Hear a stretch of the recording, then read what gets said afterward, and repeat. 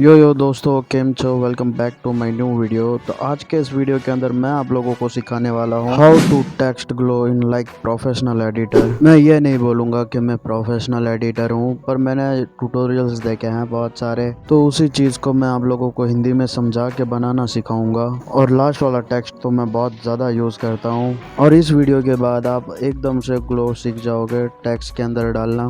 तो इस वीडियो के अंदर मैं आप लोगों को 3 से 4 मेथड दिखाऊंगा ग्लो टेक्स्ट के, और लास्ट वाला ग्लो तो सिर्फ प्रोफेशनल एडिटर ही यूज़ करते हैं। अगर आप भी एक प्रोफेशनल एडिटर है तो चलो वीडियो शुरू करते हैं। तो फिर हम चलते हैं आफ्टर मोशन के अंदर। तो फिर एक प्रोजेक्ट क्रिएट कर लो और उसके अंदर प्रोजेक्ट नेम भी डाल दो। अगर आप लोग एग्रेसिव एडिट बना रहे हो तो फिर मेरी सेटिंग कॉपी कर लो, क्योंकि इसके वजह से वीडियो और अच्छे लगने लगती है। तो प्रोजेक्ट बन गया है, तो फिर प्लस वाले आइकन को क्लिक करके एक टेक्स्ट लेयर ले लो, क्योंकि इसके अंदर पहले एनिमेशन डाल देते हैं। उसके मदद से वीडियो के ग्लो और अच्छे लगेंगे और आप लोगों को समझने में भी आसानी होगी। तो इसलिए मैं पूरा टेक्स्ट एनिमेशन करके मिलता हूँ। और अगर आपको भी ऐसी एनिमेशन सीखनी है तो आप ये भी सीख सकते हो, और आप इस चीज़ को अच्छे से बैठ के बना भी सकते हो आराम से।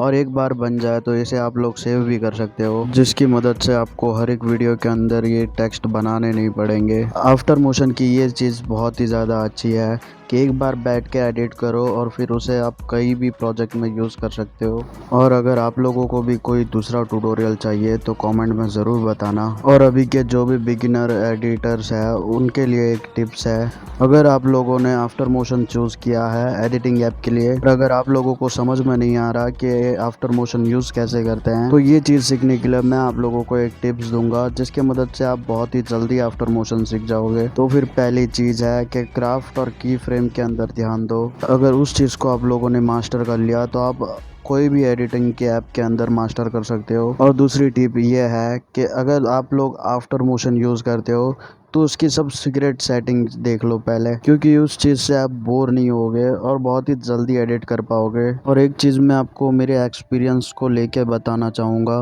रोज़ का 1 घंटा दो एडिटिंग के ऐप को, आप बहुत ही जल्द सीख जाओगे। प्रैक्टिस नहीं करना, उस चीज़ को समझना है बस 1 घंटे बैठ के। प्रैक्टिस से आप बस प्रो बनोगे, प्रोफेशनल नहीं। अगर एक बार आप लोगों ने समझ लिया कि ये आफ्टर मोशन यूज़ कैसे करते हैं तो आप प्रोफेशनल बन सकते हो एडिटर के लिए। बस ये 3 चीज़ करो, इसकी मदद से आप बहुत ही जल्दी सीख जाओगे।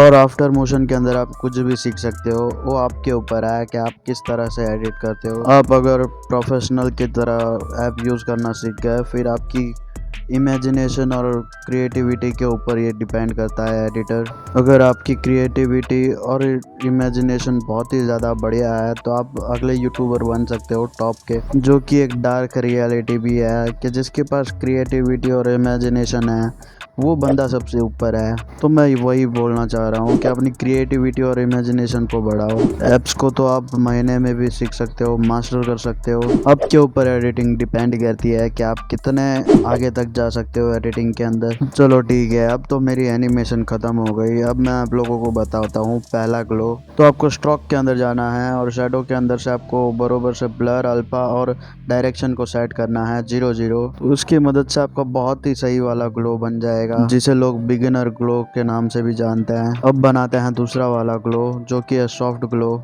और दोनों ही ग्लो सिमिलर है। सो ये दोनों में फ़र्क क्या है, तो पहला सिलेक्ट करना है सॉफ्ट ग्लो इफेक्ट, उसके अंदर डिफरेंस को प्लस के अंदर ले जाना है थोड़ा सा, और नीचे जाके ब्लाइंड को पूरा कम और आउटर ग्लो को थोड़ा ज़्यादा कर दो। मतलब अपने हिसाब से भी सेट कर सकते हो, और अपने हिसाब से डिफरेंस को रखना और ब्राइटनेस को थोड़ा बढ़ा देना और कॉन्ट्रास्ट को भी बढ़ा देना। तो सिंपल से आपका सॉफ्ट ग्लो वाला इफेक्ट बनकर तैयार हो गया। तो अब चलते हैं हमारे तीसरे ग्लो की तरफ। तो हम चलते हैं तीसरे ग्लो की तरफ, जो कि मोस्ट पॉपुलर है आफ्टर मोशन में। उसका नाम है डीप ग्लो। तो उसको अपने हिसाब से भी सेट कर सकते हो, और नहीं कर पाए तो मेरी सेटिंग कॉपी कर लेना, क्योंकि हर बार तो मैं नहीं आऊँगा बताने के लिए, तो कॉपी ही कर लेना। और अपने हिसाब से ग्लो अल्फ़ा और अल्फ़ा ब्लाइंड को अपने हिसाब से मैचअप कर ले, जो भी आपको सही लगे। और वरना नहीं सही लग रहा तो आप मेरा कॉपी भी कर सकते हो। अगर आप लोगों को एडिटिंग सीखनी है तो इसकी मैनेजमेंट आपको खुद से सीखनी पड़ेगी। तो जो तीसरा वाला टेक्स्ट ग्लो है वो बहुत ही ज़्यादा खतरनाक है और बहुत ही ज़्यादा प्रोफेशनल लोग ही यूज़ करते हैं उस ग्लो को, तो उस टेक्स्ट को तो आपको कॉपी ही करना पड़ेगा, क्योंकि इस चीज़ को आपको एक ही बार बनाना है, बार बार नहीं। तो ये भी बन के तैयार हो गया डिप ग्लो का ग्लो। तो लास्ट वाला प्रोफेशनल ग्लो ट्राई करते हैं, वो देखते हैं वो आप लोगों को कैसा लगेगा। तो आपको जो पहले जो क्लियर डुप्लीकेट करनी है टेक्स्ट की, वो एनिमेशन कर लो और फिर वो एनिमेशन टेक्स्ट वहाँ पे लगा दो, और फिर जब ग्लो देना हो तो आ जाओ ग्लो के अंदर और सॉफ्ट ग्लो ऐड कर दो। तो जो सॉफ्ट ग्लो के बेसिक आप लोगों को सिखाए थे वो अपने हिसाब से सेट कर लो, और ये सेट करने के बाद आप लोगों को कोई ज़्यादा दिक्कत नहीं पड़ेगी एडिटिंग के अंदर। और सॉफ्ट ग्लो को ऐड करने के बाद उसके अंदर ऐड करो एज ग्लो को, और एज ग्लो का मैं आप लोगों को समझा देता हूँ कि आपको पहले करना है पास वाला ग्लो, एकदम पास वाला ग्लो करोगे जिससे टेक्स्ट बहुत ही ज़्यादा ब्राइट लगे, और फिर आप लोगों को अपने हिसाब से सेट करना है वो ब्राइटनेस, पास वाली ब्राइटनेस, जिसकी मदद से आपको लगे कि ये प्रोफेशनल लाइक है। और नहीं हुआ तो भी आप कॉपी कर सकते हो। और एक बार एज ग्लो लेना है और उसकी रेडिएशन बहुत ही ज़्यादा रखनी है, जिसके मदद से टेक्स्ट के आजू बाजू ग्लो हो जाएगा।